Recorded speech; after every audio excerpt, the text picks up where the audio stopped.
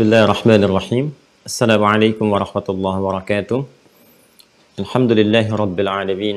Wassalatu wassalamu ala Rasulillahil karim, nabiyyina al-amin, sayyidina Muhammadin wa ala alihi wa sahbihi ajma'in. Wa ba'd. Fa ya ahbaballahi wa ahbaba rasulih sallallahu alaihi wasallam, usi nafsi wa iyyakum bi taqwallahi faqad fazal muttaqun. Fala tamutunna illa wa antum muslimun. Faqala ta'ala: Ya ayyuhalladzina amanu taqullaha haqqa tuqatih wa la tamutunna illa wa antum muslimun. Saudara-saudariku, terkhusus para mahasantri Mira yang terhubung lewat kajian di Senin subuh kali ini, kita bersyukur pada Allah Subhanahu wa taala diberikan kesempatan kembali untuk mengaji sebagian dari tuntunan syariat din kita. Semoga semua ini dinilai, diridhoi oleh Allah Subhanahu wa taala sebagai amal saleh di antara yang terbaik, menjadi bekal kita untuk kembali kepada Allah Subhanahu wa taala. Semoga setiap apa yang kita pelajari diberikan pemahaman terbaik dalam bimbingan Allah Subhanahu wa taala sehingga benar dipahami, dan diberikan kekuatan untuk mengamalkan apa yang telah kita pahami sehingga menjadi bagian dari implementasi iman kita berwujud amal saleh. Kita berdoa bermohon pada Allah Subhanahu wa taala semoga siapapun hamba Allah yang masih berkehidupan sampai dengan detik ini dan belum beriman, dapat beriman, bersyahadat sebelum wafat dan kembali pada Allah Subhanahu wa taala. Demikian para pelaku maksiat, dan bila kita termasuk di dalamnya, semoga dilembutkan hati kita oleh Allah Subhanahu wa taala untuk bertobat dan mengisi sisa kehidupan kita dengan kehidupan yang baik, hayatan thayyibah, dan ditutup dengan akhir yang mulia, husnul khatimah. Baiklah, mari kita mencoba untuk melanjutkan kajian kita sesi kali ini setelah kita berkesempatan untuk berdiskusi, sharing pengetahuan dan menggali paparan ulama baik dari penjelasan tafsir Al-Quran, hadis-hadis Nabi Muhammad SAW, sampai juga kitab-kitab yang dirangkum, dituliskan oleh para ulama untuk memudahkan bahasan yang dapat kita kaji. Semoga apapun yang kita kaji, kita dapati pengetahuan yang bisa kita amalkan, mengalir pahala-pahalanya bagi para ulama-ulama kita yang telah memberikan jalan kepada kita untuk memahami tuntunan Rasulullah SAW dengan benar dan mengamalkan pedoman yang terdapat dalam Al-Quran. Kita masih dalam pembahasan tentang esensi akidah. Sekarang pada bab yang pokok, masuk pada mulai dasar-dasar keimanan, yaitu pokok iman, yang sebelumnya telah kita dapati satu pemahaman yang terukur. Saya ingin urutkan kembali sehingga kita mampu merumuskan pemahaman ini dengan sempurna. Jadi kita bisa mengetahui dari mulai akar akar keislaman, kemudian turunannya seperti apa saja, sampai setiap satu dengan yang lainnya di pembahasan itu menjadi tersinergikan, terkorelasi, saling berkesinambungan. Dan saya mengharapkan semua apa yang kita bahas ini kita pahami dengan kuat, karena satu hal yang di-highlight oleh kita dalam firman Allah Subhanahu wa taala tentang talabul ilmi atau menuntut ilmu, mencari pengetahuan, itu adalah pemahaman. Ingat ya, ada nanti pemahaman, ada turunannya nanti hafalan, kemudian ada pengamalan dan lain sebagainya. Nah, yang paling pokok dalam proses menuntut ilmu itu adalah paham tentang apa yang dipelajari. Dan paham itu mesti didasarkan pada pengetahuan dan cara yang benar. Jadi tidak diharapkan insan beriman belajar apapun tidak mengerti apa yang dipelajari. Itu nanti di Quran surah ke-9 At-Taubah ayat 122.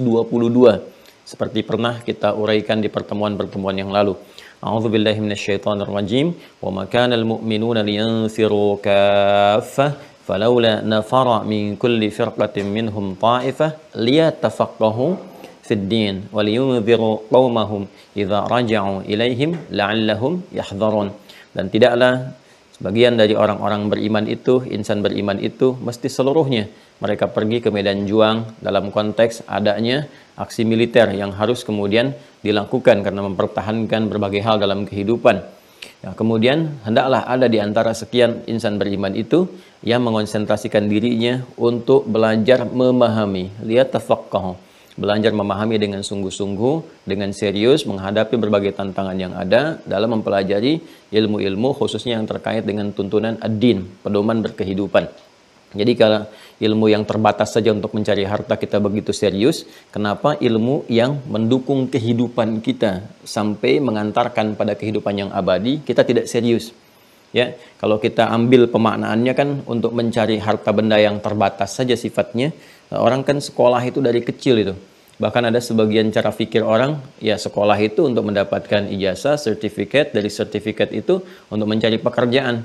Sedangkan pekerjaan yang didapatkan untuk mendapatkan materi dan sifatnya terbatas. Toh yang dikumpulkan juga nggak semua bisa kemakan gitu kan. Silahkan Anda dapat gaji misalnya 1 bulan, taruhlah misalnya 5 juta. Apakah seketika beli makanan langsung bisa habis? Kan tidak. Ada batasan-batasan yang bisa dikonsumsi. Nah, untuk mendapatkan itu, orang bisa sekolah dari TK sampai bahkan ke jenjang perkuliahan tertinggi sampai S3 untuk mendapatkan itu semua. Nah, sekarang mengapa hal-hal yang terkait dengan bekal kehidupan abadi kita, bekal akhirat kita, yang bahkan bekal ini pun mensupport kebutuhan duniawi kita. Karena kebutuhan spiritual akan memberikan dorongan kepada akal dan fisik untuk bergerak. Nah, ini kenapa tidak lebih sungguh-sungguh dibandingkan dengan yang pertama tadi? Karena itu Al-Quran memberikan penegasan di sini menggunakan ta yang diantara fungsinya menunjuk pada kesungguhan. Kemudian juga keseriusan menghadapi tantangan. Dia tafaqquh. Jadi ciri insan beriman itu kalau dia belajar dimanapun itu sampai kepaham. Ya, saya masih ingat betul ibunda saya itu waktu kecil ya, dengan ayahanda kami itu. Ya, ayah saya sudah meninggal, semoga Allah memberikan ridha dan rahmatnya kepada beliau. Itu Masya Allah ya, kalau saya pulang tuh dari sekolah tuh diuji kembali gitu. Dites lagi, gitu kan, tadi belajar minimal ditanya lah belajar apa gitu kan, dicek, kemudian dikompetisikan fastabiqul khairat dengan kakak-kakak dan adik kami gitu. Jadi semua tuh lahir dalam suasana yang kita dicoba diarahkan kepada pemahaman-pemahaman yang benar dengan segala keterbatasan yang ada gitu kan. Nah, saya berharap para orang tua sekarang atau minimal kita sendiri pun gitu ya, kita mengecek kembali. Kan ada buku catatan, karena itu di Mira kan kita hadirkan juga fasilitas berupa buku catatannya, ya. Kemudian nanti di situ dikoreksi ulang, dilihat kita ada pengayaan sehingga apa yang nanti kita pahami kita bisa dapati dengan benar dan disampaikan dengan benar kembali. Ya, jangan sampai nanti pahamnya keliru, begitu disampaikan ya bisa salah gitu. Itu yang disebut dengan dhalun mudil. Sudah salah, tersesat dan berpotensi menyesatkan orang lain. Itu sangat berbahaya, ya. Sangat berbahaya. Nah, teman-teman sekalian, karena itulah kemudian saya ingin mencoba memberikan garis kepahaman dulu sebelum kita memulai, dan nanti insya Allah saya akan coba buatkan bagan gitu ya, bagan pembelajaran kita. Jadi begitu teman-teman melihat bagan ini, oh mengerti, ini ke sini, dalilnya ini arahnya ke sini, sampai nanti berakhir pertemuan kita. Ya, jadi menjelaskannya Anda untuk mengevaluasi hanya tinggal bagan saja. Ya, kalau di Quran biasanya saya murajaah pakai angka gitu. Jadi begitu angka, kalau teman-teman dapatkan kan paket yang murajaah itu.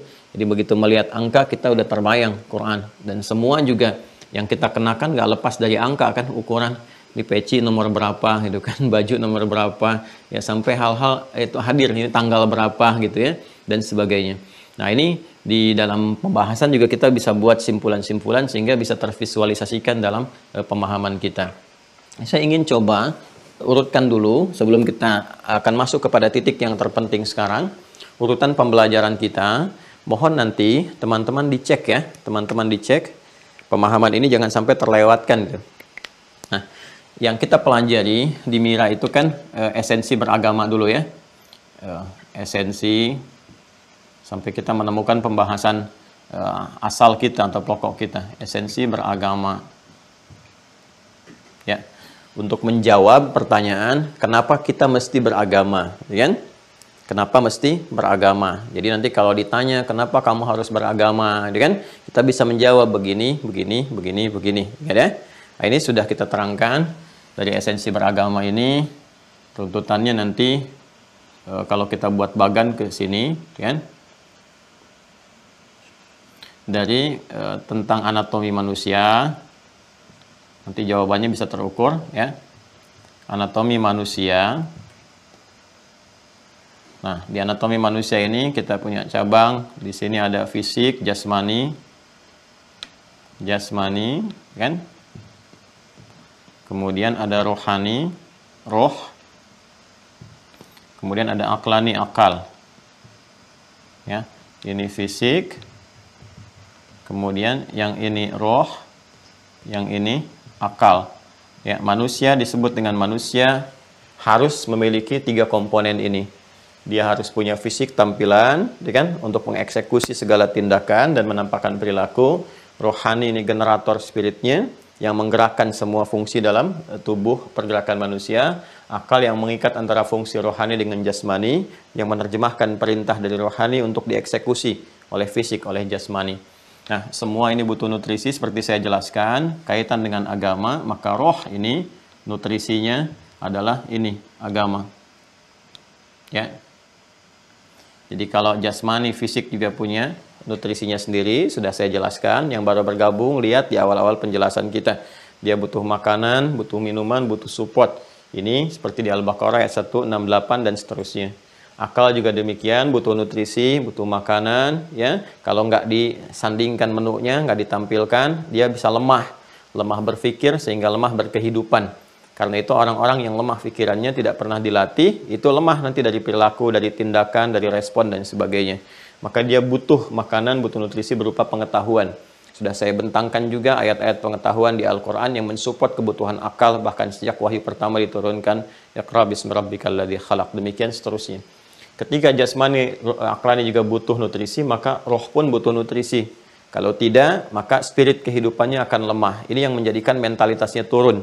Sering gelisah, ya, timbul penyakit seperti ria, sombong, kecewa, macam-macam itu ya, penyakit roh rata-rata. Ya, disebut dengan marad fi qulubihim marad, ya, yang melahirkan nanti ekspresi-ekspresi yang dihukumi dengan istilah tertentu di Al-Qur'an. Ya, ada istilahnya pemalas, mutakasil, ada istilahnya munafik dan sebagainya. Ini penyakitnya di sini. Karena itu dia butuh nutrisinya ya berupa agama, ya. Agama. Kita ambil kata umum dulu ya dalam istilah kita itu agama. Seperti saya sampaikan dari bahasa Sanskerta artinya tidak, agama artinya rusak. Satu konsepsi yang memelihara ya fungsi tubuh manusia itu dan fungsi diri manusia supaya tidak melakukan tindakan-tindakan yang merusak. Asalnya kan seperti itu. Nah, maka ini mesti menemukan nutrisi yang benarnya. Nah, dia butuh agama. Nah, jadi kita bisa menjawab ini. Sekarang tinggal kita mencari agama apa, menu apa yang cocok untuk roh. Karena fisik pun tidak semua bisa dimakan. Bahkan ada yang salah. Yang seharusnya bukan untuk fisik, dimakan oleh fisik. Itu kan? Yang seharusnya makanan untuk yang lain, kok dimakannya oleh manusia. Sehingga menghasilkan penyakit. Itu kan? Baik itu makanan yang basi misalnya, atau yang bukan peruntukan bagi manusia misalnya. Ya, manusia makan batu, ya jadi kecelakaan. Itu kan? Manusia makan tanah, jadi persoalan. Manusia minum racun, nah, jadi melemahkan, ya, bahkan bisa mengakhiri kehidupan dan sebagainya. Ini pun nggak boleh salah makan, mesti ada agama yang benar. Jadi kalau Anda ditanya kenapa beragama, Anda bisa jawab. Lalu kemudian ketika Anda ditanya kenapa Anda memilih agama sekarang, ya Islam, gitu kan? Nah tidak yang lainnya, maka kita bisa jelaskan kemudian, ya. Nah nanti tinggal kita mencari konsepsi keberagaman yang benar. Agama dalam Islam itu disebut dengan ad-din, ya kan? Nah.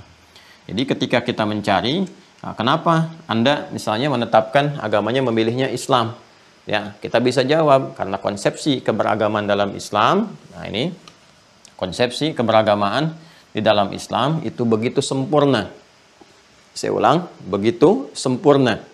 Ya, sempurna dalam 3 aspek utama gitu kan. Untuk menetapkan konsepsi agama itu kan ukurannya ada 3 seperti yang telah kita jelaskan.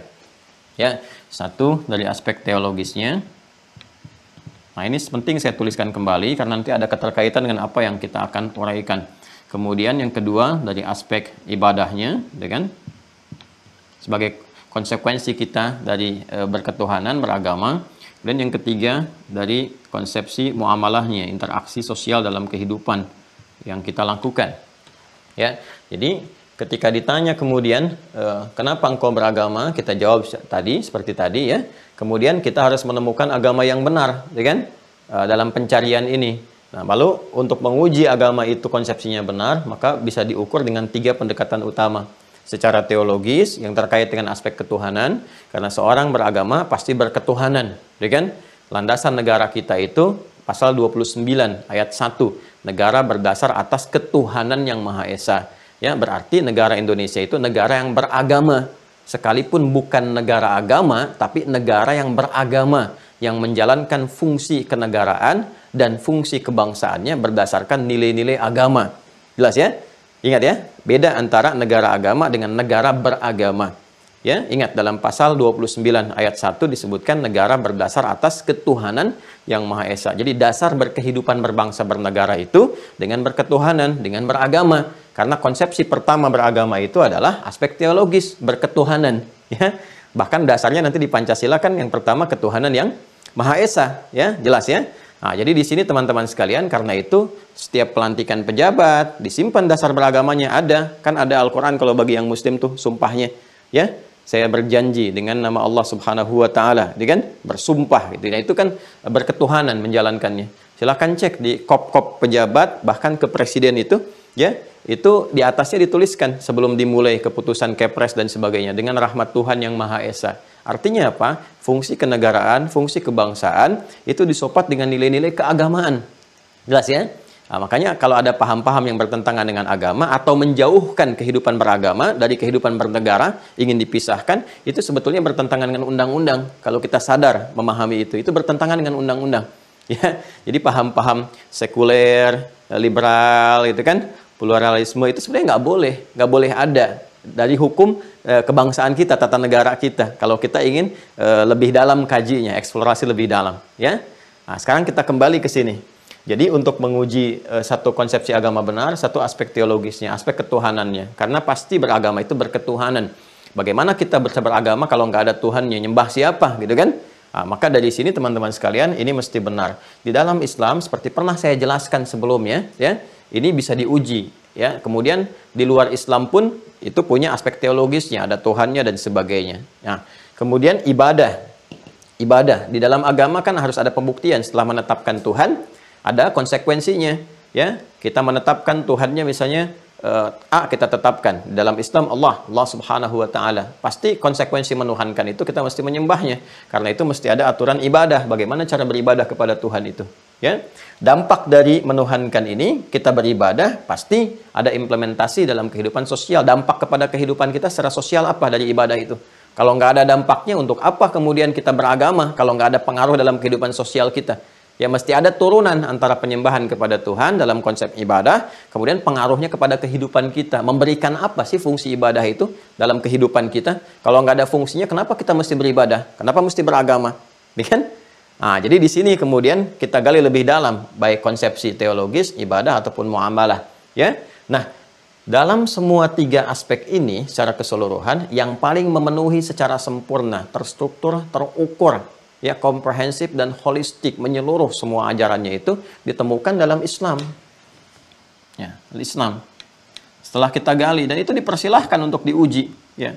Dipersilahkan untuk diuji turunan-turunannya. Konsep teologisnya jelas, seperti pernah saya uraikan. Silahkan cek di pertemuan pertama kita, ya. Sangat jujur, sangat terbuka, dikomparasikan, bahkan kemudian pede dikatakan innani anallahu la ilaha illa ana fa'budni wa aqimis salata li dzikri. Sungguh hanya akulah satu-satunya Tuhan, Allah Subhanahu wa taala. Akulah Tuhan yang layak dipertuhankan, gak ada Tuhan selain aku.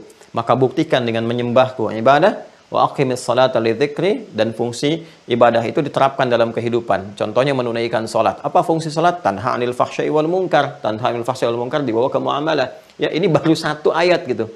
Ya, kita turunkan ke sini. Jadi teologisnya jelas. Ya, kemudian aspek ibadahnya terukur, nggak ada di muka bumi ini tuntunan yang menuntun kita beribadah dari bangun tidur sampai dengan tidur lagi. Ya, yang dengan itu dijelaskan. Kalau kamu mengerjakan ini, doanya seperti ini bimbingannya seperti ini. Apa yang didapatkan dari situ kalau kamu kerjakan, nih dampak ke dunianya akan seperti ini. Lalu dicatatkan pahala saat kamu meninggal, pulang ke akhiratnya akan seperti ini. Ya. Bahkan diatur sedemikian rupa polanya, seperti sholat misalnya, secara ritual, dijelaskan dari awal sampai akhir. Mulai memilih air yang berkualitas seperti ini, cara menggunakannya seperti ini. Sebelumnya menghadap ke arah kiblat, kiblatnya seperti ini. Kalau kita nggak mengetahui kiblat, ngadepnya ke sini. Ya, kemudian setelah itu dibimbing dari awal mula sholat, dari mulai takbir sampai dengan salam. Gerakannya khusus, sempurna bacaannya, ya kan? Nggak bisa ditiru oleh manapun. Kemudian ada dampaknya dalam kehidupan, dijelaskan. Makna takbir tuh begini, mengangkat tangan tuh artinya seperti ini, dampaknya ke kehidupan seperti ini. Terbawa semuanya. Ya, di aspek muamalah juga demikian. Menata diri seperti ini, bergaul dengan orang tua ayatnya ada, bergaul dengan anak-anak ayatnya ada. Bergaul dengan tetangga tuntunannya ada, bergaul dalam pekerjaan tuntunannya ada, bahkan urusan ke toilet pun itu diatur juga, ya. Dari mulai kehamilan ada tuntunannya, setelah melahirkan memberikan ASI ada tuntunannya, mau berpendidikan ada tuntunannya, bergaul mencari pasangan ada tuntunannya, kehidupan rumah tangga ada tuntunannya, sampai kita pun diatur ini yang dikerjakan, ini yang nggak boleh dikerjakan, nggak boleh menipu, nggak boleh menghina, nggak boleh bikin hoax, nggak boleh mencela. ini yang dilakukan begini, begini, begini, semua sempurna sampai mau meninggal pun diberikan tuntunannya. Kalau kamu ingin meninggal tenang, begini nih. Kalau kamu mengerjakan ini resikonya. Di alam kubur nanti kalau setelah meninggal tuh akan terjadi seperti ini gitu. Itu coba silahkan bandingkan. Anda nggak akan temukan yang seperti itu. Sempurna sekali. Sempurna. Ya, dan semua yang dikerjakan dapat balasan. Karena itu Islam dinamakan oleh Allah dengan ad-din yang sempurna. Turun Quran surah ke-3 Ali Imran ayat ke-19. Inna ad-dina indallahil Islam. Ya, kama tadinu tudan. Kama tadinu tudan gitu kan. Sebagaimana engkau mengerjakan semua pedoman dalam tuntunan Islam itu, engkau akan dibalas oleh Allah, ya. Dalam dunia diberikan kemudahan-kemudahan, di akhirat diberikan kenyamanan-kenyamanan.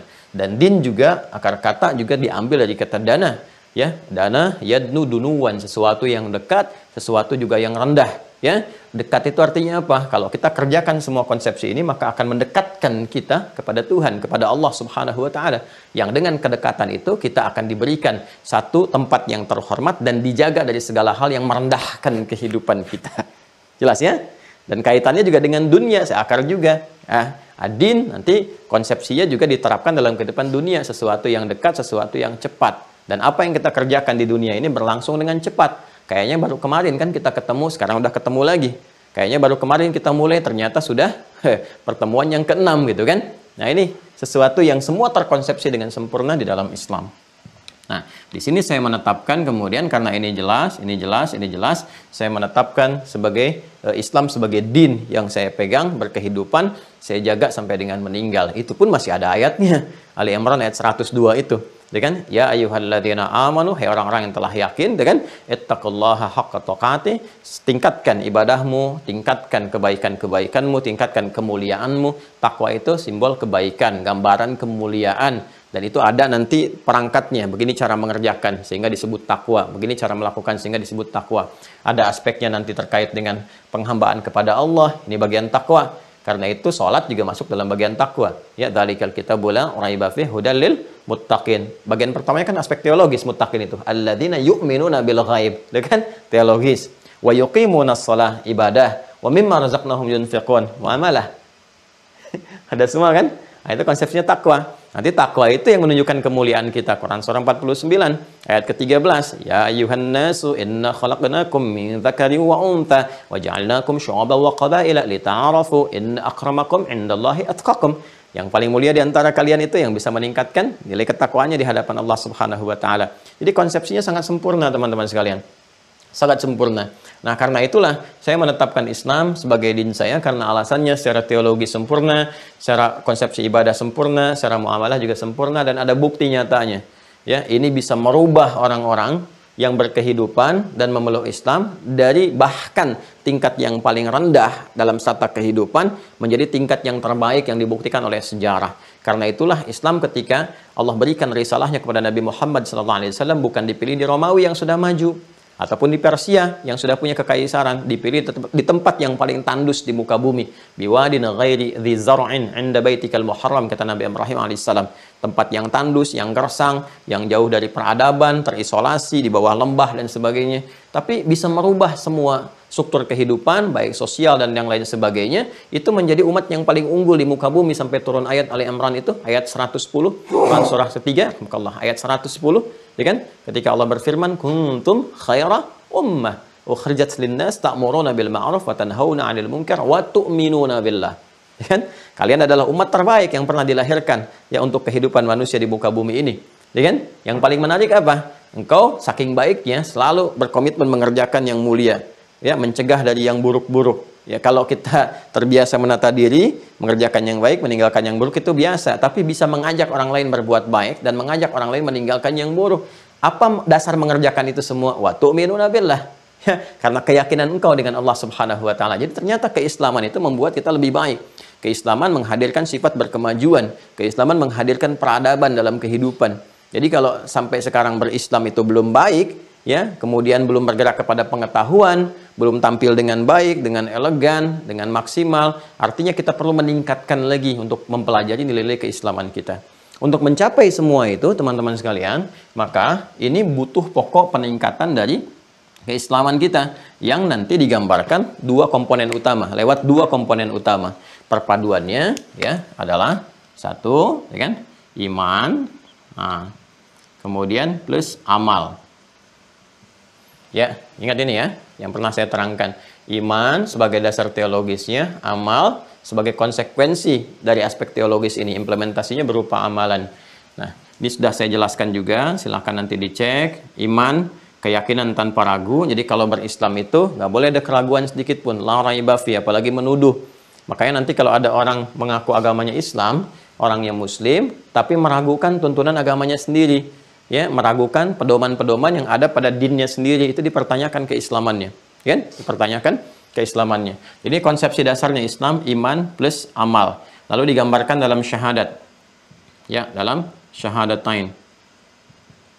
Nah, ain-ain itu artinya dua yang pernah saya sampaikan, kan? Syahadatain, imannya asyhadu an la ilaha illallah, aspek teologisnya, kemudian amalnya asyhadu anna muhammadar rasulullah. Ya, kita meyakini sepenuhnya, berkomitmen menuhankan Allah, menepikan yang lainnya, berkomitmen untuk menyembahnya, cara menyembahnya lewat tuntunan yang dibawa oleh Nabi Muhammad SAW, Rasulullah yang diutus oleh Allah.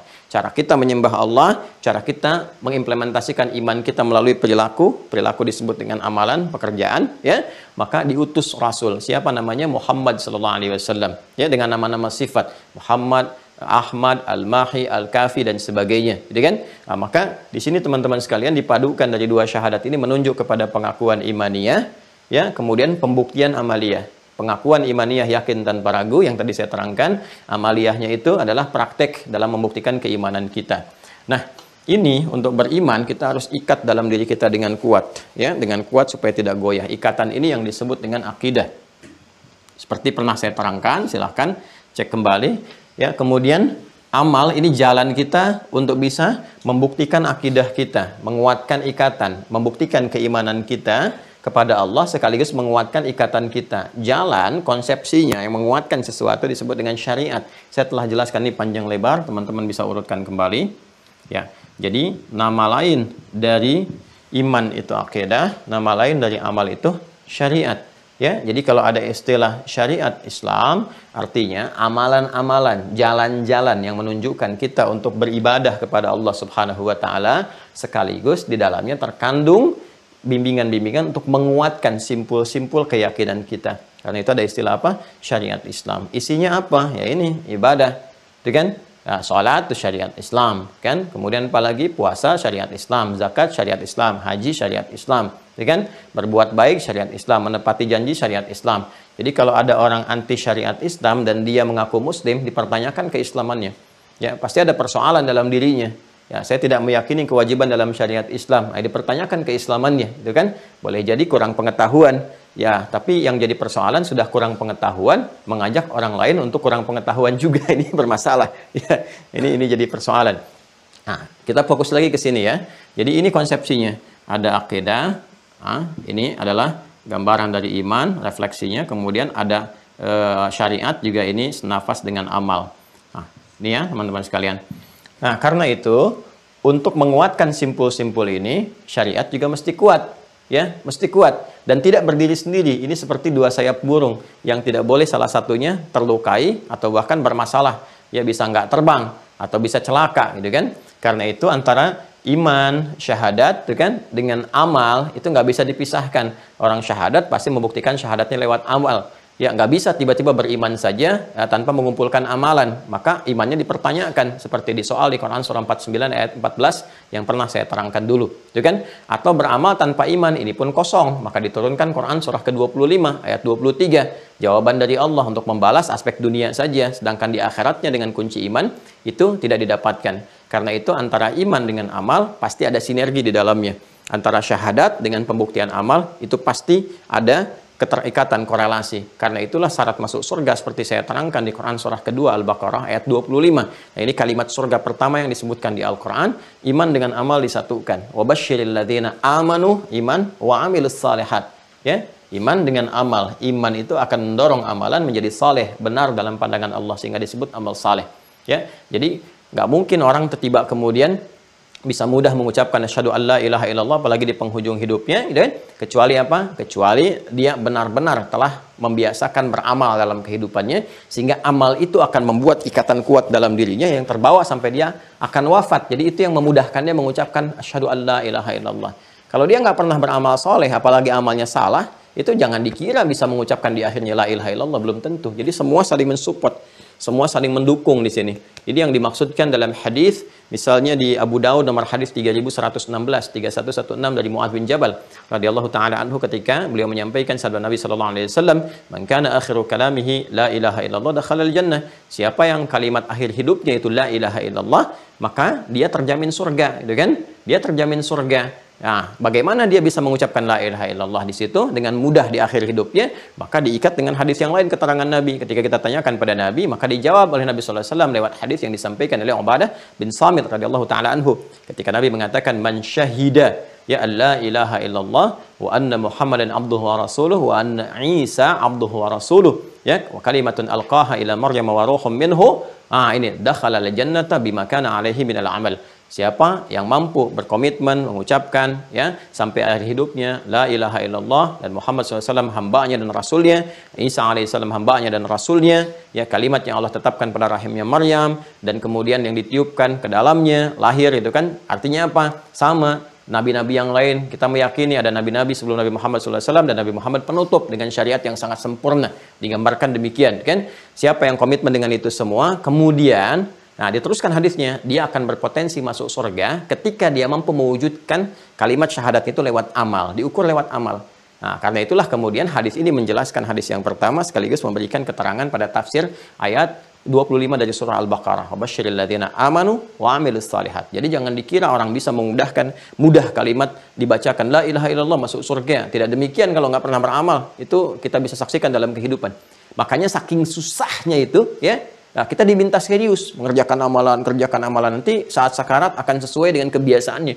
Yang biasa baca Quran seperti pernah saya terangkan di podcast kemarin kan, yang biasa baca Quran dan meninggal lewat bacaannya, diisi dengan kalimat tauhid yang kuat, kan?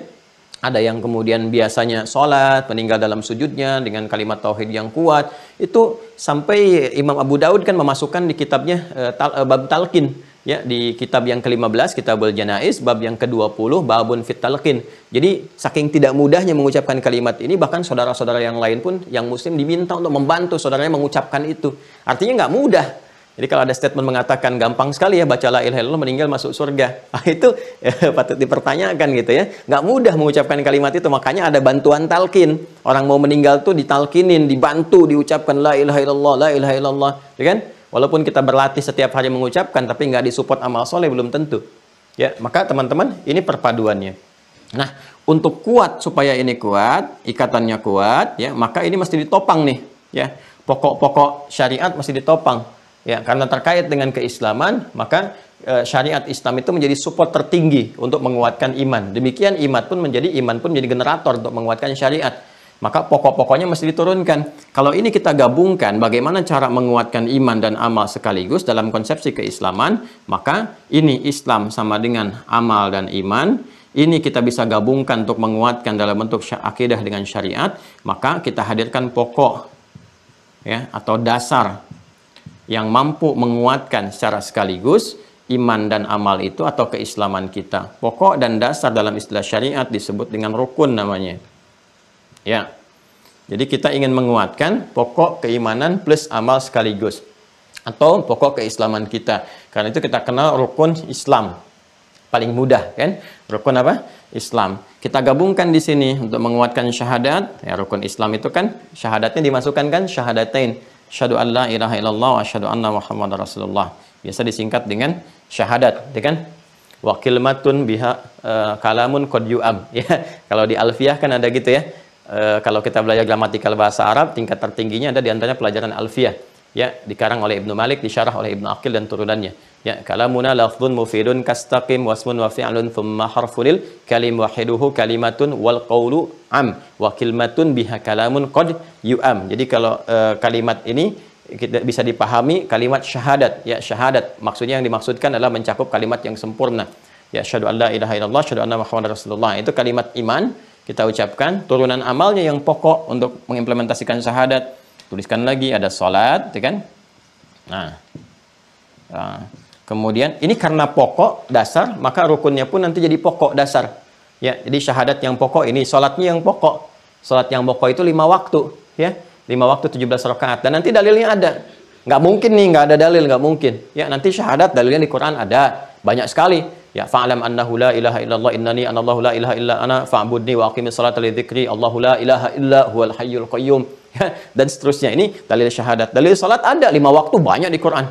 Jadi kalau ada orang kemudian mengatakan nggak ada dalil salat 5 waktu dalam Al-Quran, ini dipertanyakan, baca Quran nggak? Jangan-jangan nggak baca Quran. Kalau baca Quran pasti tahu, ya. Ya, pasti tahu. Ini kita sudah banyak mempraktekkan, kita udah 15 abad mempraktekkan. Anda masih sibuk mencari dalil. Ini kan pertanyaan. Ya, kita udah praktekkan tiap hari gitu. Anda masih sibuk mencari dalil dan masih bertanya gitu. Itu pasti ada di Al-Quran. Nanti kita turunkan. Ada yang langsung sekaligus, ada yang ditempatkan di ayat tertentu. Ini banyak sekali. Ya, misalnya di Al-Isra ayat 78, aqimis salata liduluki syamsi ila ghasaqil laili wa qur'an al-fajr inna qur'an al-fajr kana mashhuda. Ada di Quran misalnya surat Hud ya, surat 11 ayat 114, aqimis salata tarafain nahar wa zulafan minal lail. Banyak sekali. Bahkan nanti disebutkan ini yang salat zuhur, ini yang salat isya, ini yang salat asar, ini yang salat maghrib, ya, ini yang salat subuh. Jelas sekali kalimatnya, wa qur'an al-fajr inna qur'an al-fajr kana mashhuda, dan seterusnya. Bahkan yang paling hebat tuh begini. Disebutkan secara umumnya, ya, gambaran waktu sholat bagi orang beriman pasti tahu. Quran surah keempat ayat 103, ya, ketika Allah mengatakan fa idza qadaytumus salata fadhkurullaha qiyaman wa qu'udan wa 'ala junubikum fa idza tma'nantum fa aqimus shalah inna salata kanat 'alal mu'minina kitaban mawquta. Di ujung ayat itu ditegaskan orang beriman itu pasti tahu waktu sholat. Artinya kalau orang masih menyoal waktu sholat, dipertanyakan keimanannya, kan? Jadi orang beriman itu pasti tahu waktu sholat, kata Allah itu kan. Jadi kalau bertanya tentang waktu sholat, masih mencari, masih meragukan, dipertanyakan keimanannya. Lalu setelah itu dirinci. Ini gambaran umumnya, dikerjakan dari mulai subuh sampai dengan malamnya. Disebutkan subuh begini, zuhur begini, asar begini, maghrib begini, isya begini. Isyarat umum disebutkan, kemudian tuntunan praktikalnya disampaikan dalam hadis. Sempurna sekali. Dan minta dijaga. Dijaga semua itu, yang pokok dijaga. Quran surah kedua ayat 238, hafidhu 'alas salawat was salatil wusta wa qumu lillahi qanitin. Setelah aku sebutkan kata Allah isyarat waktunya, ini begini dijelaskan oleh Rasulullah cara menunaikannya, jaga semua itu dan tunaikan dengan khusyuk. Sempurna kan? Ya. Nah, nanti setelah itu ada zakat. Zakat juga dijelaskan oleh Allah, dalilnya pasti ada. Ya, pasti ada dari mulai cara mengambilnya, khudz min amwalihim shadaqah, disalurkan kepada siapa, innamas shadaqatul lil fuqara wal masakin, dan seterusnya, ya, bahkan turunannya menjadi infak sampai ke pahalanya disebutkan. Sampai ke pahalanya disebutkan itu. Ini luar biasa. Keempat, puasa juga ditemukan dalilnya. Ini yang pokok-pokok ya. Yang rukun-rukun, yang pokok-pokok. Kalau pokok kan wajib. Dasar, pondasi. Pondasi itu wajib ada. Kalau nggak ada pondasi, ya, artinya jadi berbahaya, bangunannya bisa runtuh seketika. Maka ini penting dikuatkan. Puasa kita tahu paling familiar, gitu kan? Paling mudah dihafalkan, ayat paling viral, ya, yang kita bisa dapati. Quran surah kedua Al-Baqarah 183, ya ayyuhalladzina amanu kutiba alaikumus shiyam, dan seterusnya ayat. Dan yang kelima adalah haji dan umrah. Ini pokoknya. Ya, haji dan umrah. Dalam haji ini terkandung nanti umrah pada umumnya ya. Baik itu kalau kita mau ambil qiran ataupun tamattu', kecuali kalau kita mau ifrad dengan sendirinya. Tapi dalam prosesnya sudah mencakup kepada umrah ya. Haji ini kan yang terbesarnya. Haji dalilnya sangat membentang di Al-Qur'an, bahkan ada surat haji, surat Al-Hajj, dan seterusnya. Ini yang pokoknya teman-teman sekalian. Nah, jadi ini yang pokok keislaman kita, mencakup iman dengan amal. Nah, nanti setiap pokok ini didetilkan lagi supaya kuat lagi. Babnya ada sendiri ya, untuk membahas tentang syahadat, karena ini pokok iman. Pokok iman kita ini mesti ada ilmunya. Nah, ilmu untuk menguatkan keimanan kita supaya yakin tanpa ragu, ya, mendekat kepada Allah yakin tanpa ragu, nggak ada keraguan sedikit pun, terikat dengan kuat. Karena ini sering dilekatkan dengan nama ini akidah, supaya ilmu ini bisa mengikat keyakinan kita dalam jiwa ya dengan kuat, kemudian dibawa sampai dengan wafat, seperti Quran surah ketiga ayat 102. Maka ilmunya dilekatkan dengan nama ini untuk memberikan kesan kepada kita ikatan yang kuat itu. Maka ilmunya disebut dengan akidah. Kalau kita belajar akidah, artinya untuk menguatkan syahadat kita, jangan sampai lepas la ilaha illallahnya, diikat kuat. Nah, ini penamaan akidah itu untuk memberikan kesan bahwa iman itu ikat kuat dalam jiwa, jangan sampai lepas la ilaha illallahnya. Ya, jangan sampai kemudian karena godaan tertentu, materi duniawi tertentu, godaan-godaan dari syahwat, gitu kan, dari macam-macam, kedudukan, jabatan, pasangan, tiba-tiba ikatannya terlepas. Harusnya ittisal jadi infisal, gitu kan? Harusnya lan fisal malaha jadi infisal, terlepas. Ini jadi masalah. Kalau itu ilmunya disebut dengan apa? Akidah. Fungsi dari akidah la ilaha illallah, ya, menuhankan Allah yang satu, menepikan yang lainnya, gitu kan? yang satu esa, ahad. Kalau kita ingin menjadikan semua tertuju kepada yang ahad, disebut tauhid namanya. Wahhada yuwahhidu tauhid. Maka di sini dikenal juga ilmunya dengan tauhid. Jadi kalau kita berbicara tentang ilmunya akidah, itu untuk menguatkan ikatannya supaya nggak lepas dan digoda dengan apapun tetap diberikan tantangan apapun tetap dia kuat ikatannya, simpulnya kuat, ya kan?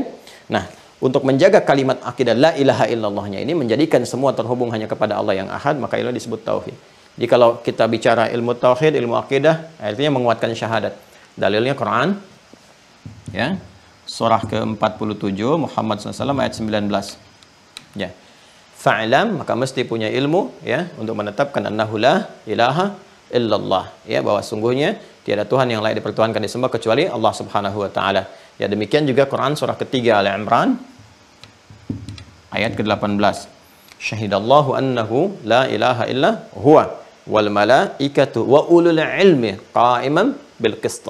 Ya, yang mampu bersyahadat artinya menetapkan, menyaksikan kebenaran yang sesungguhnya bahwa Allah Subhanahu wa taala adalah Tuhan yang sesungguhnya, enggak ada Tuhan selain Allah. Yang mengetahui tentang ketuhanannya pertama Allah sendiri. Ya, Allah sangat maha mengetahui dirinya Tuhan, kan itu pede mengatakan innani anallah, ya kan? Nah, jadi kalau ada dipertuhankan, masih belajar tentang ketuhanannya dan sebagainya, jadi persoalan, ya kan? Nah, kemudian malaikah diciptakan dengan sempurna, la ya'sunallaha ma amarahum wa yaf'aluna ma yu'marun, Quran surah 66 ayat yang ke-6. Kemudian untuk mengetahui itu dengan sempurna, Allah turunkan juga pengetahuan, ya, untuk menetapkan Allah sebagai Tuhan. Wa ulul ilmi qa'iman bil qist, sepanjang qa'iman bil qist. Jadi ilmunya digunakan secara benar, bukan untuk mencari pembenaran tapi mencari kebenaran. Karena itu Islam membuka, silahkan temukan, dan objektif sekali.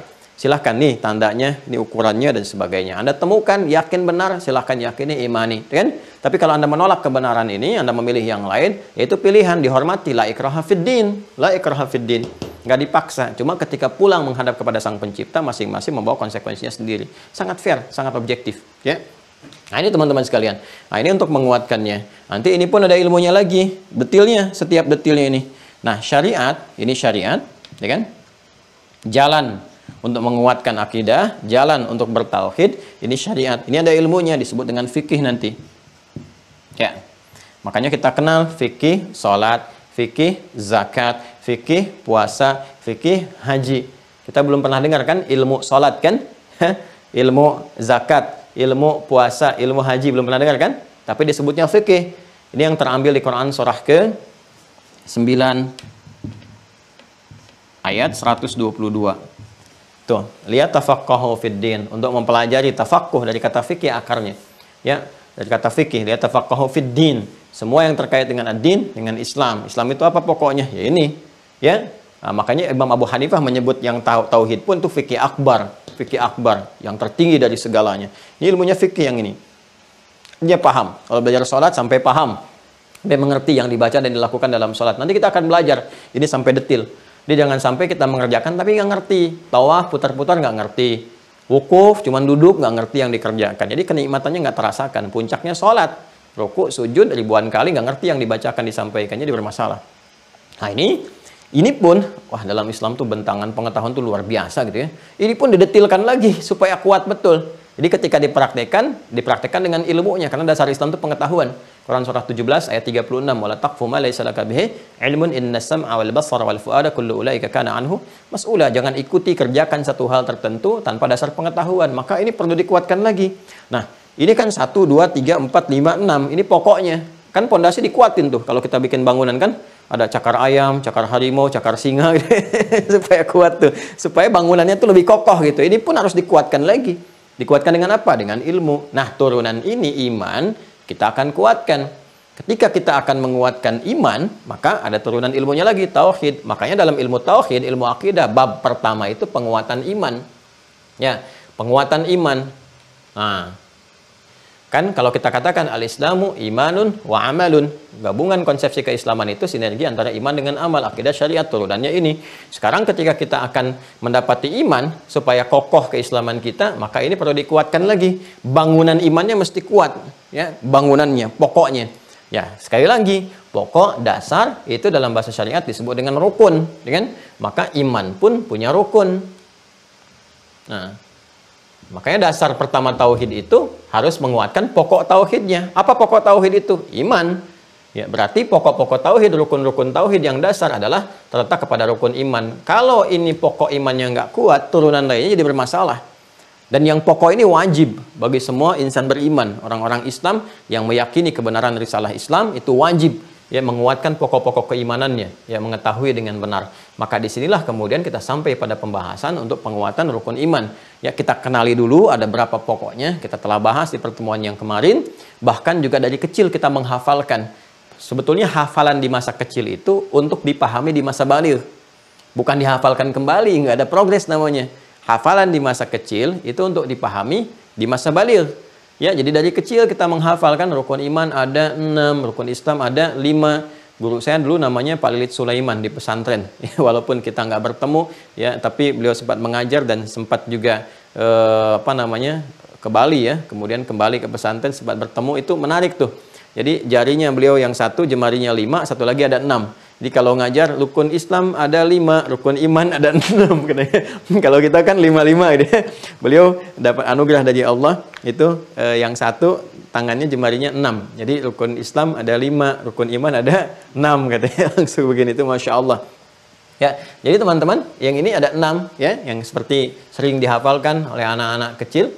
Ya, Mas ya, sering dihafalkan oleh anak-anak kecil, dipahami hafalan itu orang-orang dewasa, ya, dipahami oleh orang-orang dewasa. Iman kepada Allah, kan?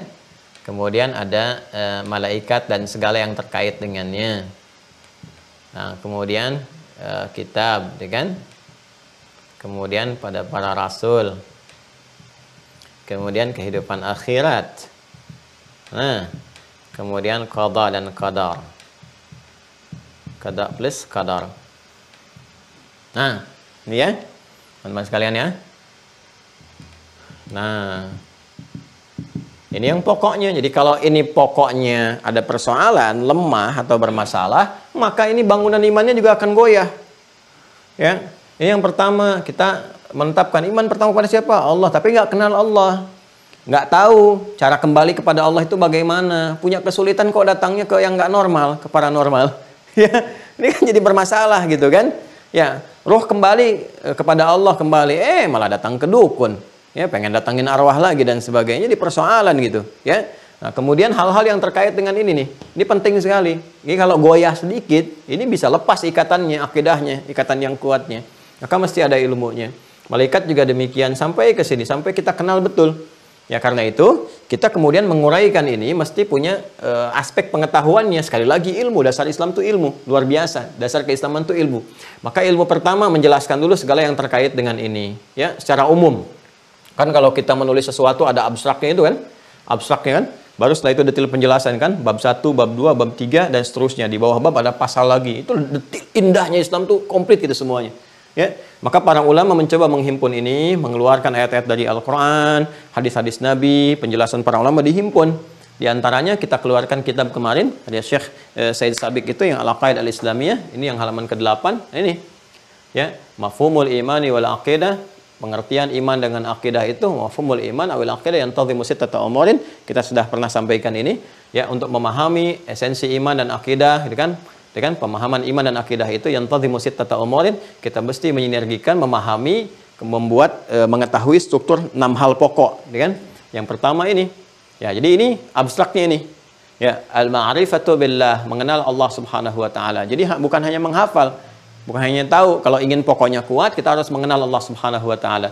Wal ma'rifatu bi asma'il husna wa sifatihil 'uliyah. Kemudian mengenal nama-namanya yang indah yang terkait kebutuhan kita, kemudian sifat-sifatnya yang mulia. Wal ma'rifatu bi dalaili wujudi, kemudian mengenal tanda-tanda keberadaannya untuk menguatkan keimanan kita kepada Allah.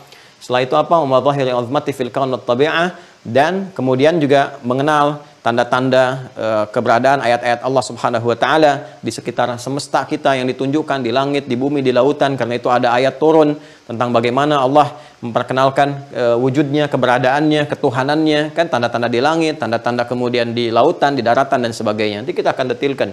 Dan yang kedua yang kita kenal dengan malaikat itu ada detilnya, al-ma'rifah bi alamin ma wara'at tabi'ah, yang mengenal alam di luar alam biasa kita, gitu kan? Awil alam ghairil manzur, atau alam yang tak nampak dalam pandangan kita, wa ma fihi min quwal khairi allati tatamatsalu fil malaikah, kan? Dari dorongan-dorongan kebaikan misalnya yang tak nampak sekitaran kita seperti malaikat, ya kan, kita cuma hafalnya kan malaikat, ya, iman kedua kepada malaikat. Padahal ada sesuatu yang lain juga yang harus kita pahami, ya, baik itu yang positif seperti malaikat ataupun kuwasyaril lati tatamatsalu fi iblis wa junudi, ataupun juga hal-hal yang negatif, ya, yang tergambarkan dari provokasi iblis dan pasukannya. Kita kenal malaikat tapi nggak kenal iblis, nggak kenal setan, jadi masalah.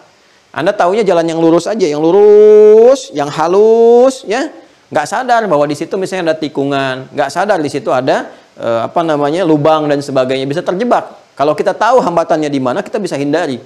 Demikian seperti saya jelaskan sampai akhirnya. Al-ma'rifatu bi kutubillah, ya. Kita kenal kitab-kitab Allah yang pernah diturunkan pada nabi-nabinya, rasul-rasul yang untuk membimbing umat setiap generasi. Kita kenali dulu nih, ya. Zabur itu yang seperti apa, Taurat seperti apa, Injil seperti apa, apakah masih ada sekarang?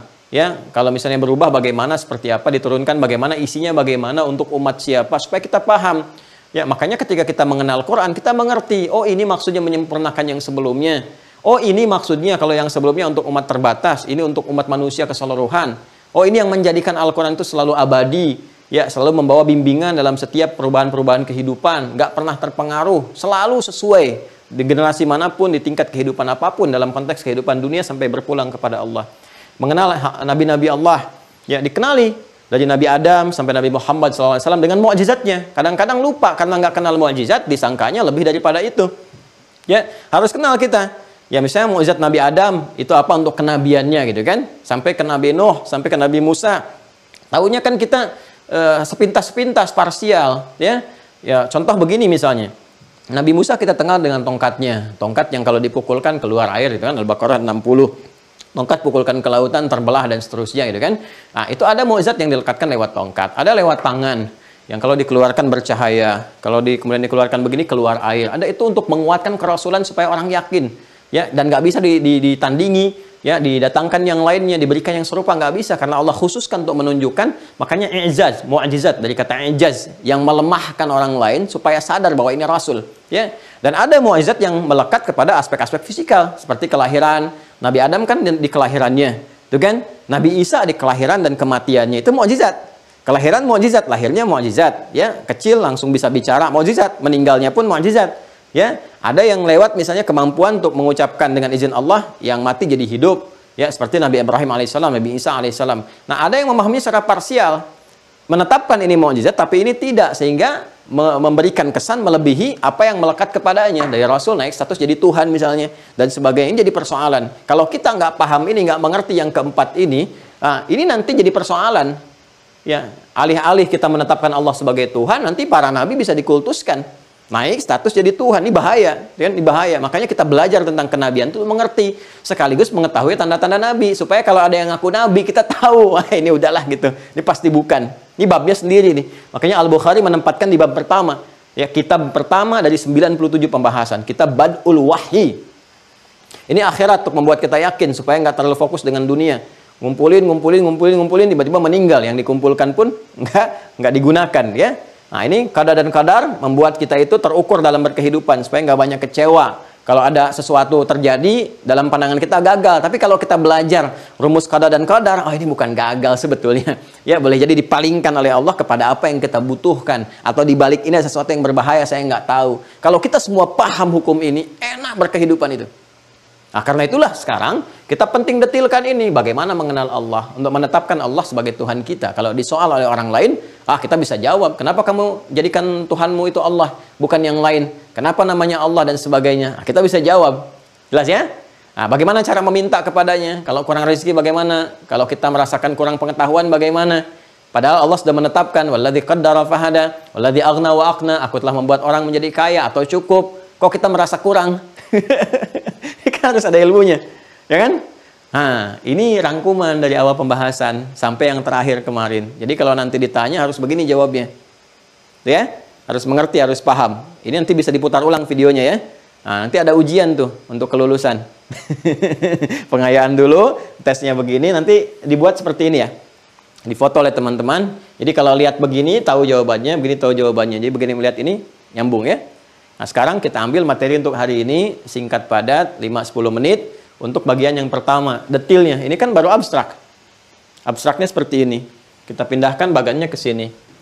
Nah, indahnya di Islam, seperti ini pun abstrak, ini juga baru abstrak gambaran, nanti ada detil lagi. Ya, ini penjelasan umum kan, detilnya apa? Detilnya kita kenali lagi. Sini. Nah, untuk mengenal Allah ada ilmunya sendiri, ada ayatnya juga, langsung diturunkan Allah langsung yang tunjukkan kepada kita. Ya kan? Termasuk hadis-hadis Nabi Muhammad SAW ya, untuk menguatkan kepada kita dan meyakinkan. Ini kalau di soal kenapa engkau menjadikan Allah sebagai Tuhan, kita bisa jawab. Ya, pembahasan ini kita akan melakukan pengayaan sebetulnya dari aspek teologis yang telah kita uraikan di awal yang ini. Jadi, kalau teman-teman buka video awal kita belajar di esensi beragama, ini sebagian ini telah saya uraikan. Sekarang kita detilkan. Ya, jadi teman-teman sekalian, masih ingat ya, kita akan bermula saat Nabi Muhammad SAW diutus oleh Allah sebagai Rasul, ya, ditetapkan.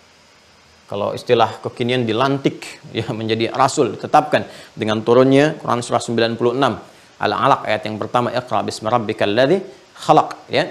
Nah, itu kan masih menggunakan kata Rabb, memperkenalkan dulu nama naluri fitrah yang telah menjadi satu komitmen kita dalam menuhankan Allah.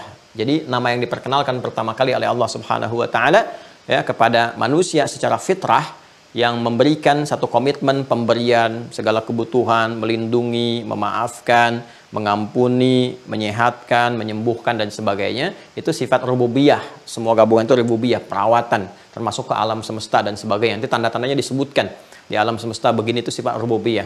Nama yang mewakili semua sifat itu secara sempurna disebut dengan Rabb namanya. Rabb.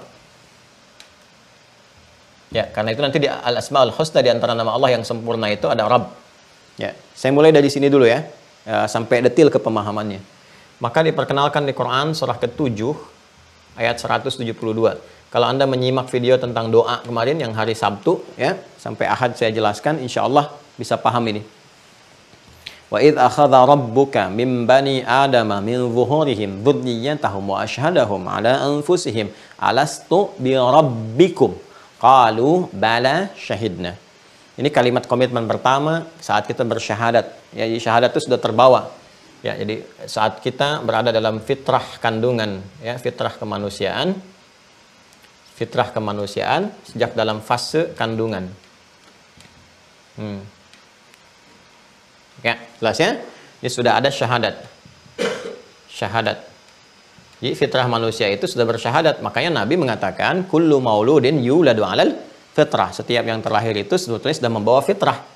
Ini yang dimaksudkan di Quran surah ke-30 Ar-Rum di ayat yang ke-30. Ya. Disebut fitrah bagi semua manusia. Fa'aqim wajhaka lid-dini hanifa. Maka hadapkan, patuhkan dirimu pada ketentuan ad-din. Hanifa secara lurus dan benar. Patuh, lurus dan benar. Kepada apa? Ad-din. Apa yang dimaksud dengan ad-din? Al-Islam. Quran surah ketiga ayat 19. Inna ad-dina 'indallahil Islam. Fa'aqim wajhaka lid-din. Maka hadapkan dirimu, patuhkan pada ketentuan, pedoman-pedoman dalam ad-din, dalam syariat Islam dengan lurus dan benar. Fitratallahi allati fataran nasa 'alaiha. Fitrah. Ini disebutkan fitrah. Fitratallahi allati fataran nasa 'alaiha. Itu adalah fitrah yang Allah telah tetapkan pada seluruh manusia dalam berkehidupan. Ingat ya, ini indah sekali. Dan taknya tak maftuhah. Lihat di Quran. Lihat di Quran surah 30 ayat 30. Taknya itu tak maftuhah. Nanti ada ilmunya. Kenapa yang satu marbotah, yang satu maftuhah? Ini kalau digali hikmah tinggi sekali. Tapi saya harus ngajarkan lu dasar bahasanya supaya nggak disebut ilmu tak atik, nanti jadi repot gitu. Ya, kenapa tak marbotah, kan masih tertutup tuh. Begitu dibuka, nilai kehidupannya menjadi maftuhah, ya kan?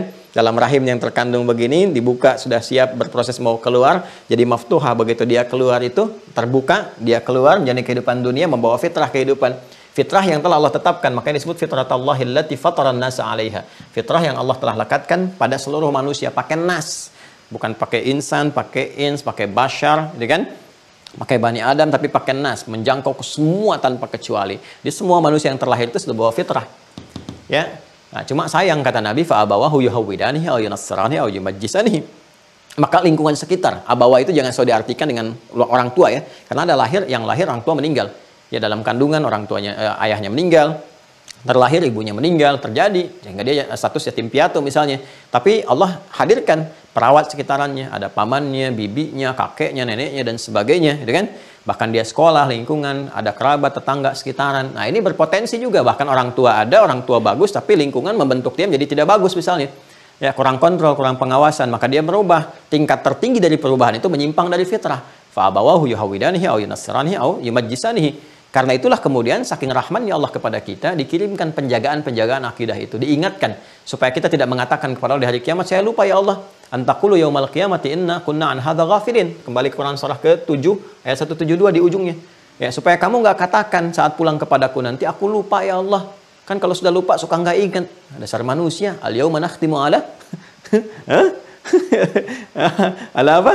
Ya, kan sekarang kami kunci tuh. Ya, ala afwahim, mulut-mulut kamu itu dikunci, yang bicara tuh hati kamu yang benar, tangan kamu itu udah, kaki kamu tuh yang bicara tuh. Sekarang udah mulai bicara, tangan pakai sidik jari, tapak kaki, DNA dan sebagainya.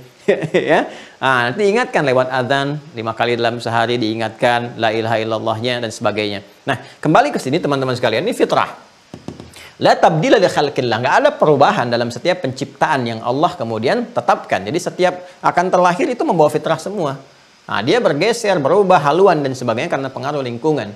Ya, karena itulah kemudian, nah Allah Subhanahu wa taala ya mengutus, menetapkan para rasul ya untuk bisa membimbing kembali umat, mengarahkan kepada haluan yang benar. Saking rahmannya Allah, kalau nggak rahman nggak akan diutus rasul. Dibiarkan aja. Ya, tapi Allah kirimkan untuk memberikan hidayah, petunjuk-petunjuk Allah Subhanahu wa taala. Ya, hudan linnas. Ya, akhrajan nasa minadh dhulumati ilan nur, mengeluarkan manusia dari keburukan, beda haluan, ya salah haluan, kegelapan kepada cahaya lagi.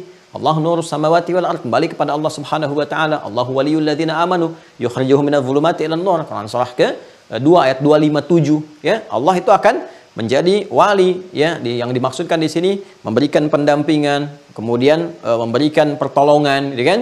Memberikan kebutuhan-kebutuhan ya, dan segalanya apa yang dibutuhkan oleh manusia sepanjang dia mau beriman ya, dan mengeluarkan mereka dari keburukan-keburukan, kegelapan kepada cahaya, bimbingan-bimbingan kehidupan. Jadi kalau kita memang benar-benar beriman dan mengamalkan inti keimanan itu, Allah akan melindungi kita, memberikan kemudahan dalam akses seluruh kehidupan kita ya. Kembali ke sini teman-teman sekalian. Nah, jadi yang pertama diperkenalkan oleh Allah Subhanahu wa taala, kemudian disampaikan kepada risalahnya kepada para rasul untuk mengenalkan, mengembalikan mereka pada fitrah sehingga sempurna kewajiban-kewajiban yang telah Allah berikan, tinggal Allah menuntut haknya kepada kita. Tinggal kewajiban kita memenuhi itu semua. Nah, dalam konteks inilah kemudian hal pertama kali yang diperkenalkan oleh para rasul, termasuk Nabi Muhammad SAW adalah kalimat fitrah, kalimat tauhid yang mengingatkan kita kembali kepada fitrah. Karena itulah di awal-awal masa risalah Nabi menyampaikan risalah kerasulannya, turun ayat-ayat mengenalkan pada kalangan kafir Quraisy pada saat itu dengan kalimat Rabb. Ya, maka ayat-ayat pertama, surah-surah pertama turun itu fase Makkiyah menggunakan Rabb. Ya, katakan, kata Allah, kul, katakan Muhammad SAW. Ya, katakan. Apa yang dikatakan? A'udzu bi rabbil falaq. Rabb. Pakai Rabb. Kul a'udzu bi rabbil falaq. Qul a'udzu bi rabbin nas. Rabb. Ya, jadi kalimat fitrah yang dikenalkan pertama untuk menyentuh kembali kedalaman fitrahnya. Nah, sekaligus mengecek parameter fitrahnya itu kuat nggak nih? Masih ada nggak nih sinyal-sinyalnya walaupun melemah gitu kan karena terlalu jauh dengan Allah. Kan ada di antara mereka itu yang sinyalnya masih kuat. Ya seperti Sayyidah Khadijah radhiyallahu taala anha, ya. Buhaira misalnya kan yang mengikuti ajaran Hanif. Awas tuh, ya, bukan pendeta tertentu, itu ya. Nanti kita lihat tuh, nanti kita cek juga, ya apa hal-hal yang terjadi secara sejarah, dibuktikan nanti pembuktian supaya tidak melebar, kita aksesnya ke situ dulu. Ya, Sayyidah Khadijah kan ketika mendengar Qul a'udzu birabbil falaq, qul a'udzu birabbin nas, fitrahnya langsung naik. Lihat tanda kenabian aja langsung kenal, ya kan? Wah, ini bukan sesuatu yang biasa gitu. Jadi ketika Rabb kalimat fitrah itu akan muncul tuh, ting gitu, ya pernah terakses. Kan di digital juga begitu kan? Ya, bahkan di memori kita, bahkan kerja-kerja hal yang paling kecil pun seperti virus itu dan antivirus, ya di antibodi tubuh kita kan langsung mengenali kalau ada sesuatu muncul, tak langsung tak gitu, sinyalnya ketangkap. Ya, nah itu ada sinyal fitrah kita juga, begitu disebutkan kalimat Rabb terukur. Jadi Nabi itu dapat petanya. Oh, ini yang ingkar beneran, ini yang nolak. Ini, oh ini yang ada sinyal untuk ikut. Yang ingkar beneran kan langsung mengatakan, kami juga punya Rabb ya Muhammad SAW. Ya kami punya Rabb juga. Rabb kami namanya Lata, Uzza, Manat. Rabb kamu namanya siapa? Nah, jadi tingkat tertingginya sampai Rabb pun disekutukan. Ya, makanya ketika itu Allah kan nanti banyak menurunkan ayat-ayat. Ya, di antaranya nanti Quran surah ke-22 Al-Hajj ayat 73. Ya ayyuhan nasu duriba mathalun fastami'u lah. Ya, innal ladzina tad'una min dunillahi la yakhluqu dzubaba. Ya, wala wajtama'u lah. Hai semua manusia, kami buat satu permisalan, ya kan? Maka simaklah baik-baik. Apa yang kamu panggil, yang kamu sembah itu, ya nyiptakan lalat aja nggak sanggup, walaupun mereka kumpul semuanya. Itu Lata, Manat, Uzza dan sebagainya kumpul. Itu nggak akan sanggup, bikin lalat aja nggak sanggup. Dan yang paling menarik, walaupun lalat hinggap itu di tempat dia nggak bisa tepis itu. Ya, ya kalau bahasa apa Rusia itu digebah ya, gebah itu. Jadi dia tepis aja nggak mampu, bisa jadi Tuhan katanya. Dia diajak bicara aja nggak jawab, ya dan sebagainya gitu. Ya itu sangat menarik. Tapi mereka kekeh, saking kekehnya mereka bertanya kan terus. Nah di sini tahapan itu untuk memetakan nih, mapping keimanan. Oh ini yang pengingkarannya kuat, ya Abu Jahal dan abu-abu yang lainnya gitu kan dan sebagainya. Oh ini yang apa namanya pengingkarannya itu levelnya syak, yang satu raib, yang satu syak. Oh ini yang kuat iman sinyal sehingga bisa diseleksi. Makanya muncul 40 terbaik, ya 40 terbaik. Ini as-sabiqun al-awwalun, orang-orang pertama masuk Islam itu kan yang sinyalnya masih kuat-kuat tuh. Ya, di situ ada Abu Bakar As-Siddiq radhiyallahu taala anhu, Ali bin Abi Thalib, ya nanti bergabung kemudian yang lainnya Umar bin Khattab, Utsman bin Affan dan seterusnya, kemudian ada Sayyidah Khadijah dan seterusnya. 40 pertama yang terbaik.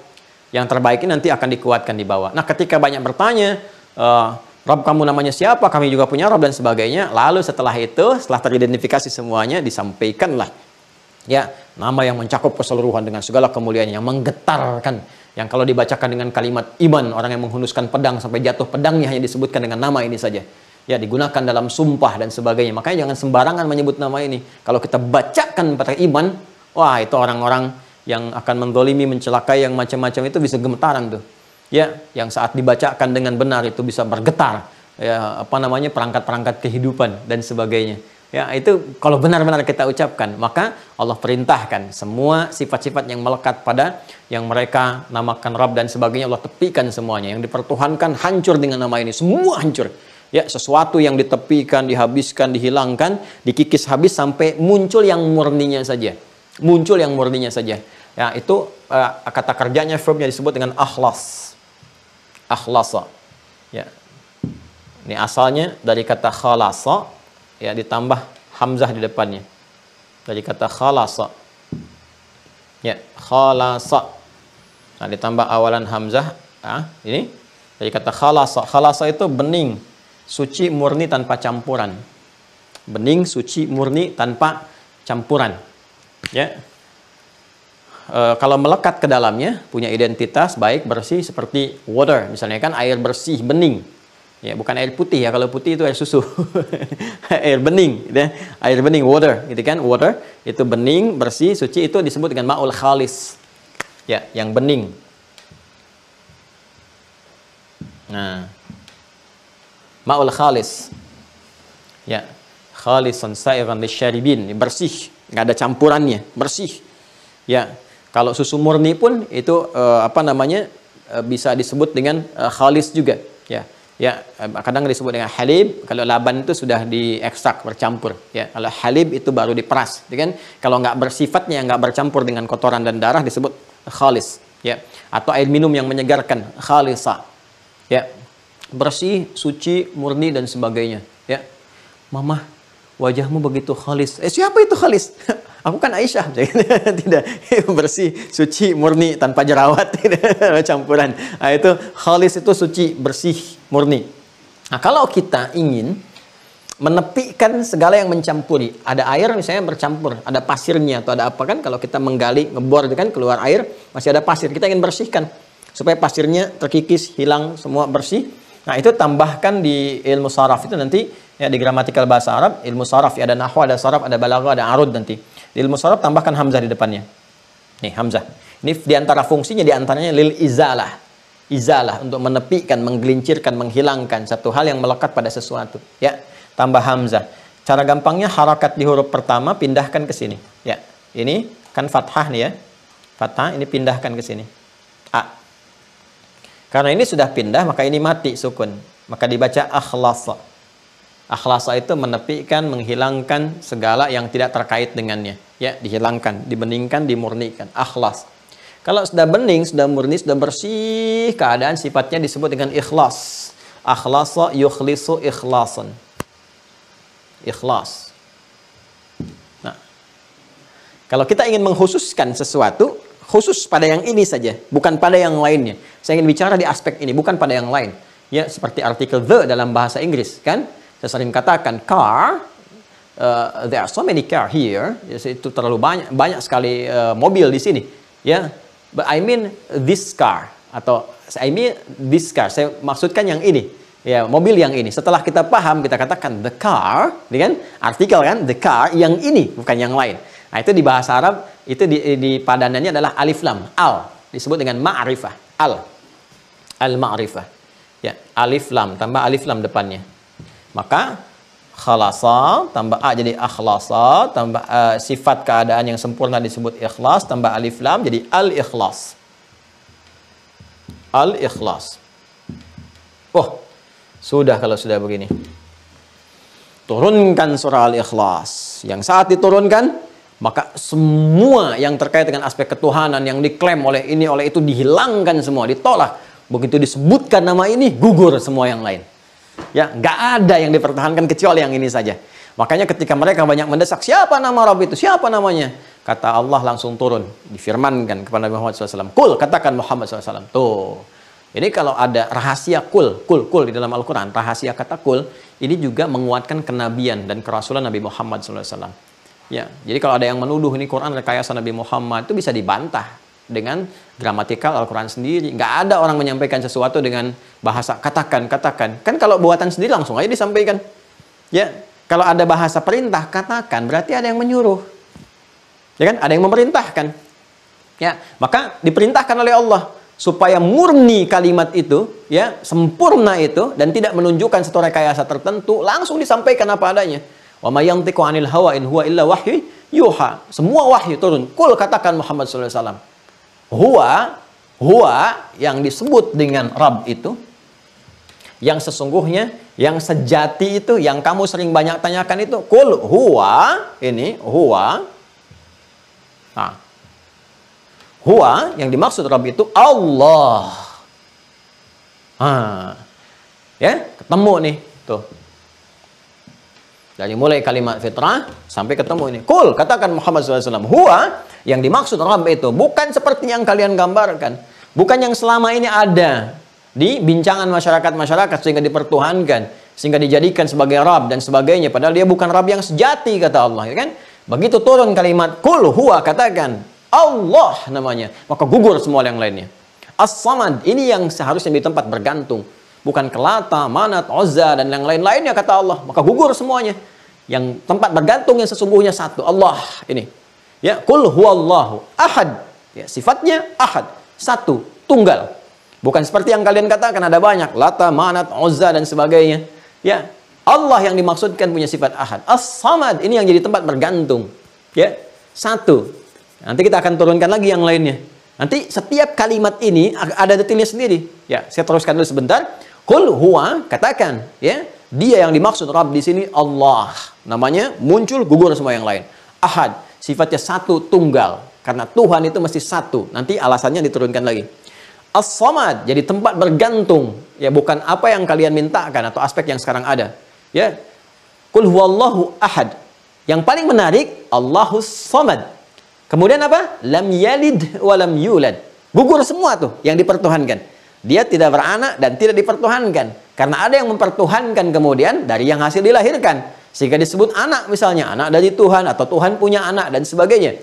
Walam yakul lahu kufuwan ahad. Dan tidak pula sifat Tuhan itu saling melengkapi sehingga menunjukkan punya kelemahan. Maka dia bersyarikat. Jadi ketika nama Allah ini muncul. Allah. Maka ikhlas. Yang lain dihilangkan. Minggir dengan sendirinya.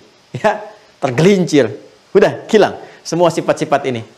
Ya, maka sifat ini ketika disebutkan sifat ketuhanan melekat, diperkenalkan pertama kali, itu baru disebut namanya aja, gugur yang lain. Ya, dengan kedahsyatan, ya, keaziman nama yang melekat pada lafaz Allah Subhanahu wa taala. Dan dahsyatnya Allah pun menjelaskan setiap kalimat ini rinci. Ya, ahad, kenapa mesti ahad? As-Samad, kenapa harus satu sehingga menjadi As-Samad? Lam yalid walam yulad, kenapa dijelaskan sampai walam yakul lahu kufuwan ahad pun dijelaskan. Semua detil indahnya. Luar biasa gitu. Jelas semuanya tuh. Terukur teman-teman sekalian. Nah, jadi inilah turunnya surah Al-Ikhlas, surah ke-112. Ya, ini menunjuk kepada aspek tauhid pertama kali. Ya, nanti aspek ini akan dibawa dalam amalan kita. Jadi amalan itu akan selalu lekat dengan nilai tauhid, pokok iman. Jadi ikhlas itu gambaran dari keimanan. Makanya kita nggak akan pernah menunaikan ibadah kecuali membawa aspek iman ini, pokok keimanan ini. Ya, ikhlas itu sifatnya orang yang berusaha untuk menjaga keikhlasan, membeningkan, membawa nilai-nilai keimanan untuk menuhankan, mentauhidkan Allah, itu namanya disebut mukhlis. Akhlasa yukhlisu ikhlasan fahuwa mukhlis. Jamaknya disebut mukhlisun. Ya, kalau dijarkan disebut mukhlisin. Jar itu yang jadi objek, diperintahkan. Jadi objek. Maka turun Quran surah 98 ayat 5. Quran surah 98 ayat 5. Ya kan? Al-Bayyinah. Wa ma umiru illa liya'budullaha ibadah mukhlisin lahu ad-din. Wa ma umiru, dan tidaklah kita diperintahkan liya'budullaha, untuk menyembah Allah, pembuktian keimanan kita. Ya, wa ma umiru illa liya'budullah, dan tidaklah kita diperintahkan untuk beraktivitas, berkehidupan di dunia ini illa liya'budullah, kecuali dalam rangka semua beribadah kepada Allah. Ya, termasuk dalam aspek muamalah, beribadah kepada Allah. Tapi cara beribadahnya bagaimana? Mukhlisin, ini orangnya ikhlas. Beribadah membawa nilai-nilai tauhid. Lakukan karena Allah, bagian refleksi dari keimanan kita, membawa nilai iman, itu yang dinilai sebagai pahala. Ya, lahu, hanya untuk Allah. Mukhlisin, lahu, untuk Allah. Ad-din, dalam rangka mempraktekkan ad-din. Semua nyambung teman-teman. Tunjukkan satu ayat aja yang lepas dari konsepsi ini. Indahnya Quran itu begitu. Nanti kalau sudah hafal tuh enak gitu, temukan sini, nyambung semua. Sampai kita berkata, fabi ayyi ala'i rabbikuma tukadziban. Ya, itu luar, nyambung semuanya. Wa ma khalaqtul jinna wal insa illa liya'budun. Tidak aku ciptakan jin dan manusia kecuali untuk mempraktikkan nilai ibadah dalam kehidupan. Ibadahnya bagaimana? Mukhlisin lahu ad-din. Makanya muncul istilah amal mesti ikhlas, amal mesti ikhlas. Apa maksud amal mesti ikhlas? Lakukan karena Allah. Berlepas dari sifat-sifat yang bertentangan dengan nilai tauhid. Aspeknya ke situ. Nanti muncul bab-bab turunannya. Lalu kalau saya mengharapkan surga, bagaimana, masuk kategori ikhlas atau enggak? Nanti ada bab yang lain. Kita jawab. Ya. Nah, ini turunannya. Ini, kita baru satu ini. Ya.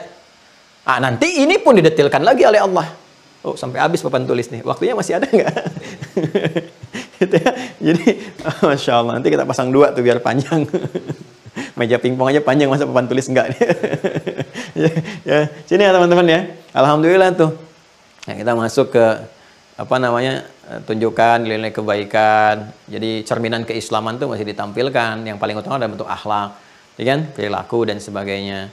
Ya, dan semua punya hak untuk mendapatkan kesolehan. Siapapun itu ya, profesi apapun, termasuk atlet dan sebagainya. Sekarang Masya Allah tuh, atlet-atlet tuh udah ekspresinya udah mulai sujud, jaga waktu sholat, udah mulai ngaji. Terus sekarang merambat kepada yang lain-lainnya gitu kan, dan Masya Allah gitu. Yang penting berkehidupan. Kalau memilih untuk beriman dan sebagainya, itu pilihan masing-masing. Tugas kita hanya menampilkan keindahan risalah Islam, sehingga menjadi dakwah yang indah dalam kehidupan. Kita tidak paksakan la ikraha fiddin, tapi semua punya konsekuensi ketika kembali kepada Rabb yang hak. Ya, indah ya. Nah, sekarang detailnya bagaimana? Qul huwallahu ahad. Satu kan? Tulis di mana ya? Masya Allah. Oh, saya ini sudah mencoba memberikan sebaik mungkin apa yang saya dapat tuh ya. Nyampaikan sendiri, bantu rekam sendiri, nulis sendiri, ngapus sendiri, Zoom kita fasilitasi sendiri, nulis sampai lengkap begini. Kalau sampai dengan demikian belum Anda yakin juga, coba tunjukkan kepada saya dengan cara apa lagi saya mesti menerangkan. Tapi minimal saya bisa ringan mengatakan, ya Allah saya sudah terangkan. Kan? Jadi kalau ditanya malaikat, man rabbuka, saya udah jawab, saya ngajarin tauhid masih ditanya juga. Itu canda aja ya. Canda aja. Kalau ditanya man rabbuka, saya udah belajar tauhid. Tapi itu akan ringan ketika kita beramal dengan baik. Nih, qul huwa Allahu ahad. Ya, satu. Kemudian as-samad. Qul huwa Allahu ahad, Allahus samad. 2. 3. Lam yalid wa lam yulad. Lam yalid wa lam yulad. 4. Wa lam yakul lahu kufuwan ahad. Wa lam yakul lahu kufuwan ahad. Nah, lam yakul lahu kufuwan ahad. 4 ya, 1, 2, 3, 4 kan? Ya, sedangkan yang hak semua ini ya, kembalinya yang hak itu kepada siapa? Allah. Nah. Tuh, ya kalau kita gabungkan hitung dari sini ini yang maha satu kan? 1 kan? 1, 2, 3, 4, berapa? 5. Selalu 5 ya. Nah, ini yang haknya nih. Ini turunan-turunannya. Ini dijelaskan lagi nanti. Ya. Saya minta 5 menit aja ya. 5 menit ya. Supaya kita nanti nggak besokin gitu ya. Nggak besokin. Nanti kalau nggak sampai 5 menit berarti besok. Lihat sini. Qul huwallahu ahad. Ini ada tafsirnya sendiri. Ya. Dalilnya dulu ya. Tulis dalilnya dulu ya. Jadi Al-Quran diterangkan oleh ayat Al-Quran lagi. Ini. Sudah? Kita turunkan Quran. Sudah? Surah kedua Al-Baqarah dulu, ayat 163. Nanti kita akan bahas apa bedanya wahid dengan ahad, ya. Di sini wa ilahukum ilahu wahid, ya. Sudah? Nanti kita akan turunkan. Kemudian Quran surah ke-21 ayat 22. Dah? Quran surah 2 ayat 63, ini surah 21 ayat 22. Ya, kita bahas dari namanya dulu ahad apa, bedanya dengan wahid apa, terus kenapa Tuhan mesti ahad. Ya kan? Tidak menggunakan ini gitu ya. Tidak banyak gitu ya. As-Samad, tempat bergantung untuk diminta, kita tunjukkan satu dulu, Quran surah ke-17 ayat 110. Dan nanti logikanya kita terangkan akan terkait berkelindan semuanya. Makanya ketika As-Samad itu kan tempat bergantung kan memohon, meminta. Ya, memohon. Makanya ketika kita meminta nanti nama ini akan disebutkan lagi.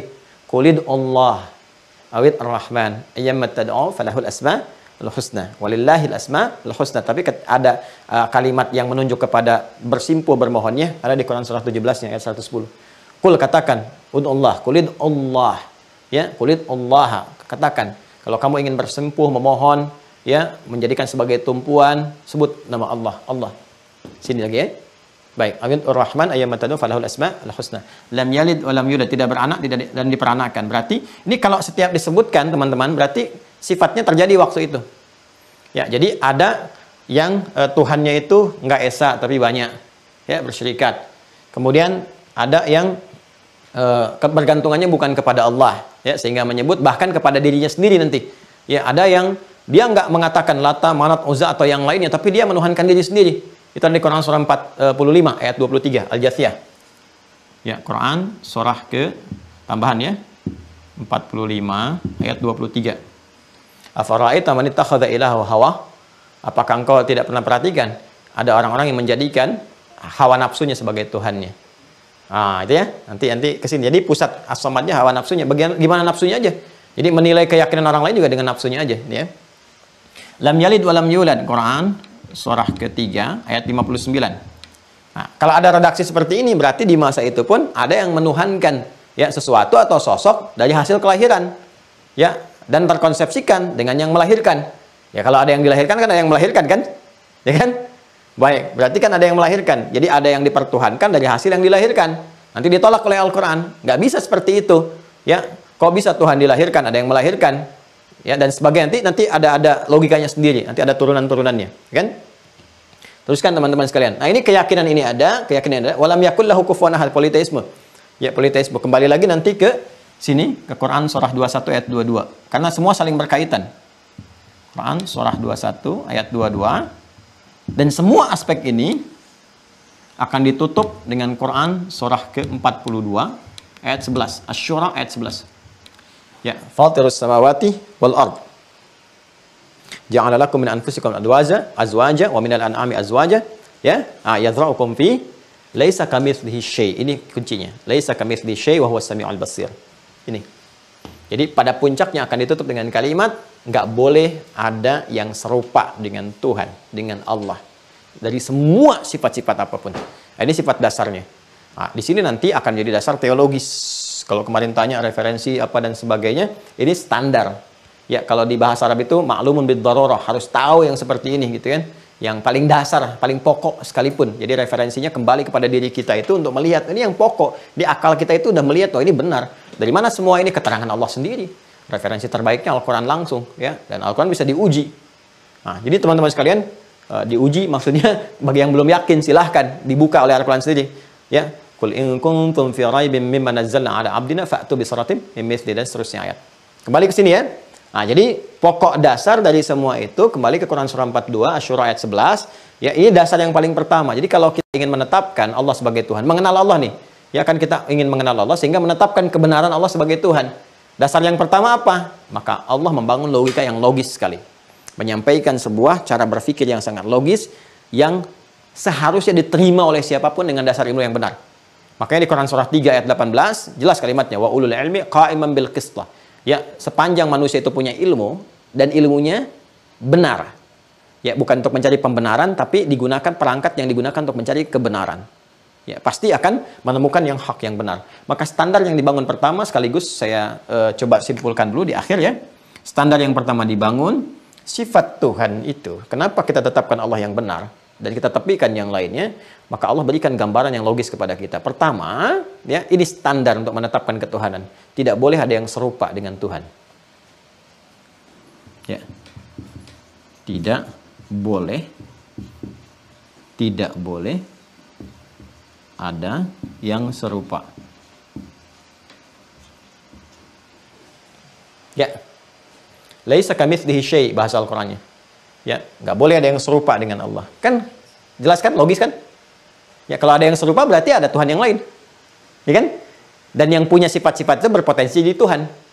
Makanya Tuhan itu, teman-teman sekalian, sifat dasar pertamanya, nggak boleh ada yang serupa dengan Tuhan. Dari sifat dasar inilah kemudian turun penjelasan-penjelasan ini. Bagaimana kita bisa menjelaskan dengan detail kata ahad ini, dan mengorelasikan dengan lafaz Allah. Bagaimana kita bisa menjelaskan detail fungsi tidak ada yang serupa dengan as-samad, fungsi tidak ada yang serupa dengan lam yalid walam yulad, dan walam yakul lahu kufuwan ahad. Nah, itu yang akan kita bahas nanti esok hari. Ya. Tapi dasar logika ini mesti tertanam dulu pada diri kita. Ya, pada bagian yang pertama ini. Nanti detail penjelasan keseluruhannya esok hari saya uraikan supaya lebih bisa dipahami dengan baik. Paham ya? Insya Allah ya. Dari awal sampai akhir. Ya. Perlu diulang? Tidak perlu. Kalau mau diulang, review ya video masing-masing, dilihat kembali sebelum masuk ke ujian. Nah, nanti ini dipahami dengan baik. Besok kita jelaskan secara detail lagi. Jadi nanti kita sudah hatam tuh insya Allah. Ya, jadi kalau ada pertanyaan-pertanyaan, kenapa menuhankan Allah, kan? Kenapa Tuhan kamu harus pilih Allah, kenapa agamanya Islam, kita bisa jawab. Jawabannya bukan hanya secara dalil, tapi secara rasional juga kita jelaskan. Jadi kalau ada orang yang belum beriman, jawab secara rasional dari pendekatan Al-Quran. Kalau ada orang sudah beriman, jawab pakai dalil. Kalau ada orang mengaku beriman pakai dalil nggak yakin, dipertanyakan keimanannya. Gitu ya, jelas ya. Nah, nanti pertanyaan ini itu menariknya di Quran disampaikan kasus-kasus. Kasus-kasus ini nggak pernah disebut kepada siapa dan kapan kejadiannya. Ya, jadi Quran itu selalu menyampaikan ada gambaran yang sifatnya jelas, terukur, gitu ya, kejadiannya menimpa siapa, ada yang umum sifatnya. Ya, misalnya kayak di Quran surah 45 tadi ayat 23, afara'aita man ittakhadha ilaha hawa. Apakah engkau tidak memperhatikan ada orang menjadikan nafsunya sebagai Tuhan? Nah, itu kalau ada kalimat umum begini di ilmu tafsir, ini di antara pemaknaannya, maka hal seperti itu seringkali akan terjadi di setiap masa dengan tokoh dan kemasan yang berbeda. Jadi casingnya ganti, cuma isinya sama saja. Ya, mungkin pemikiran yang terwariskan gitu ya. Ada genealogi pemikiran Abu Jahal yang terwariskan sampai dengan masa-masa berganti gitu, dan lain-lain sebagainya. Nanti kita akan dapati.